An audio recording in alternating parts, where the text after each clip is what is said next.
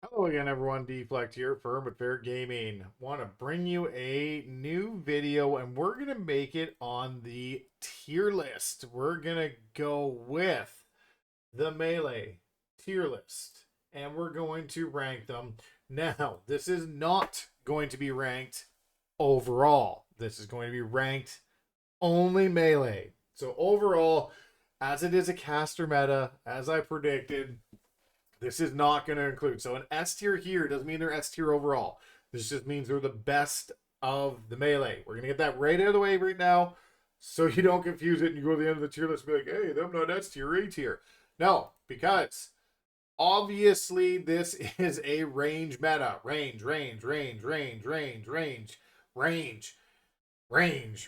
It is a range meta right now. So we are not going to be ranking it against the range. This is going to be ranked just solely as a melee tier list. Now, with that said, there's a couple things to consider. This isn't updated. These are not the actual scores. There's some 3600s and all that right now. So, you can go through Raider.io and see the top runs, and then we'll break it down because top runs also helps say a spec, but if one or two people are doing it, it does not make the spec OP by any means. That's what we've been doing, going through all the data to try and find the best spec. We will kick this off with Enhancement Shaman, which I thought was going to be better.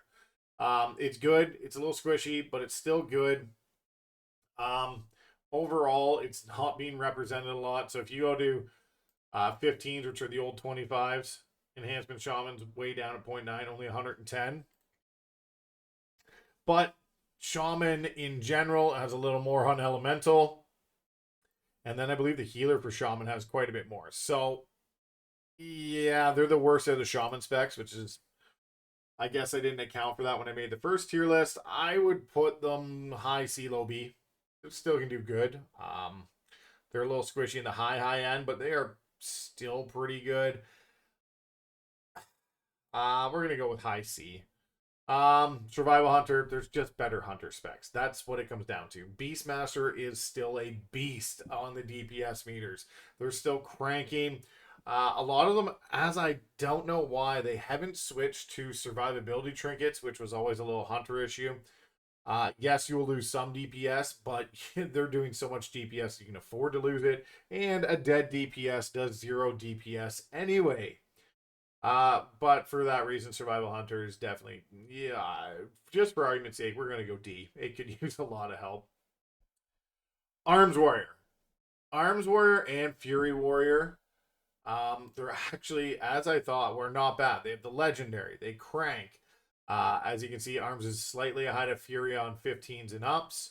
And then if you go to 20 and up, it is one Arms Warrior versus, like, there's only 5 people doing 20 and up. Put it that way. 2 are Assassin Rogue, 2 Red Pallies, and an Arms Warrior. So Arms Warrior is doing very well. If you go to 10 and up, it's a little more balanced, but they're still ahead of Fury. But it is still doing the legendary helps it tremendously. There's only one spec going to be an S tier. Spoiler alert. And I'm sure you'll know what that is. You know what? Let's not hesitate anything. We'll just get it out of the way now. It's Red Paladin. Red Paladin is doing insane damage, great damage. Utility's huge. They bring a lot to the table. They bring your B-res. They bring sack. They bring pop. They bring a lot of things to help you survive. Ret Pally is still phenomenal. They're just cranking. They do great damage. The 1 minute cooldown rotation is phenomenal for them. And Ret Pally, they're just S tier. They're just really, really good. Havoc Demon Hunter is a tough one. So Havoc Demon Hunter, they're actually fairly well represented due to the fact that it's an off spec for a lot of people because the tank is number one. But this is in 10 and above. So you go to 15s, they drop off quite a bit, and that's where the Pallies come in. The Pallies just crank there. They're still in a good spot, but I think they would be in a better spot if Vengeance wasn't in such a dominant spot. I think that would be the key. They're still very good. I'm going to put them slightly behind Arms. Sole reason is Arms. I know they don't have them here. But Havoc they have him way down here. I think that's too low for Havoc. I think Havoc is still doing great. They're still representing quite a bit in decent level keys, but they are going to fall short of arms, and I'm not sure how far down the A list they're going to go. Frost DK.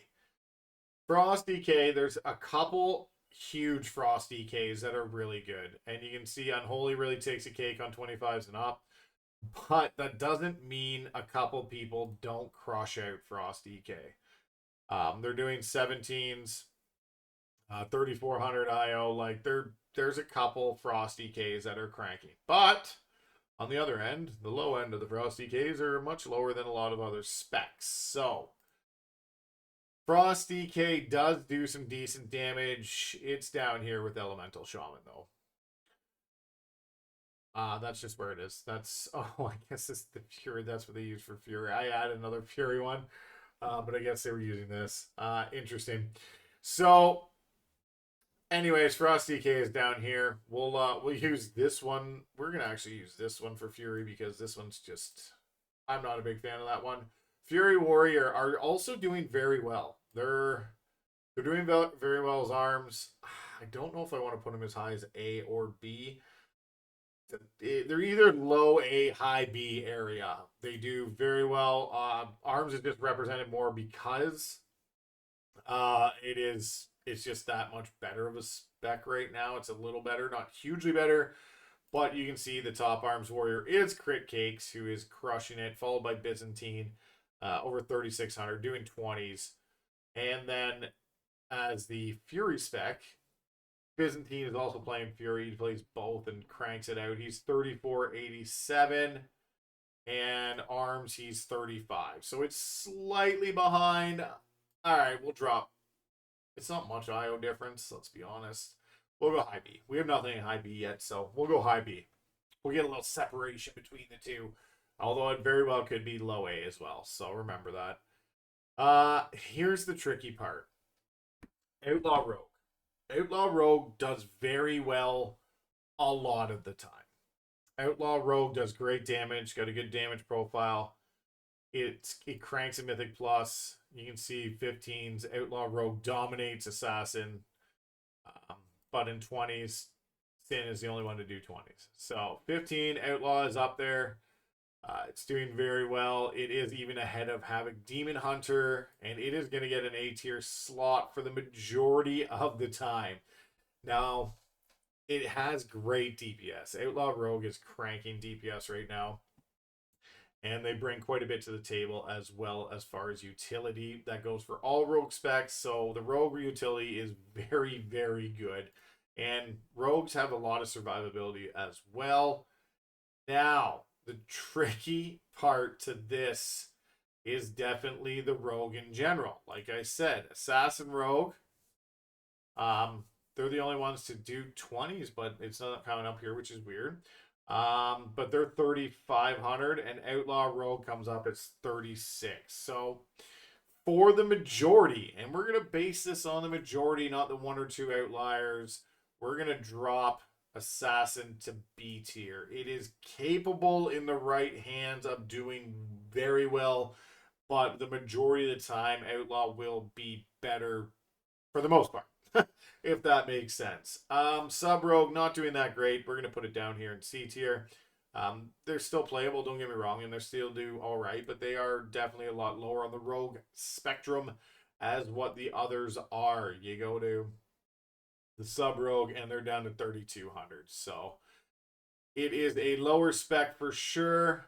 It could even rival Survival down here in D tier if it wanted, low C, Pi D, whatever. It's kind of the same spot. Really, there's just better ones to play in your class. Unholy DK. They are doing well, and they are going. Are they going high B or are they going low A? It's a tough spot. They're either here.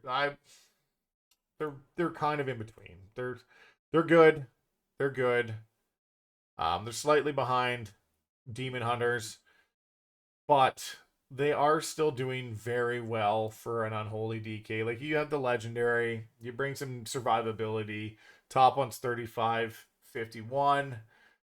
I'm gonna put them.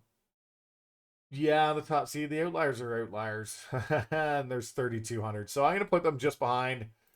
We'll go just behind Demon Hunter. Very good spec. We'll go A. Still doing a lot of damage, and still doing well with the legendary with their survivability. Windwalker Monk. Monk, my main spec for the season. I'm really still enjoying Monk. All specs.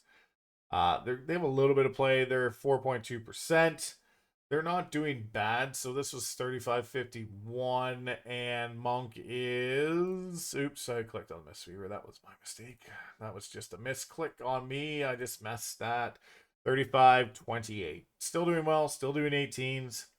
A couple of them got some 19s in here.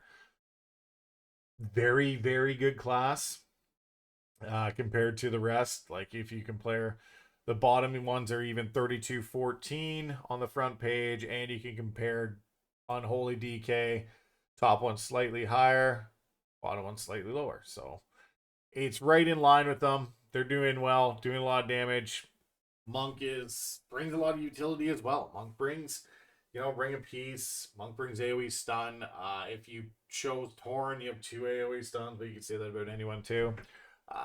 They do have a decent survivability with their defensive kit. It's not overly huge, but it's not like the worst either. They're kind of mid with their survivability, mid to upper mid, I would say. But they are a lot of fun to play. This tier set definitely helped them get back in with a lot more damage, I find. And that is where we're going to put them. So, this is the Melee tier list. Let me know if you agree in the comments below, if you disagree, and how which one you're playing, and if you are enjoying the Melee. And remember, this is not comparative overall. This is just comparative to the Melee specs. If you fast forward to the end of the video, you just skipped everything. This was not against all specs. This is just a Melee tier list. Anyways, Deflect, Firm but Fair Gaming. We'll see you in the next video.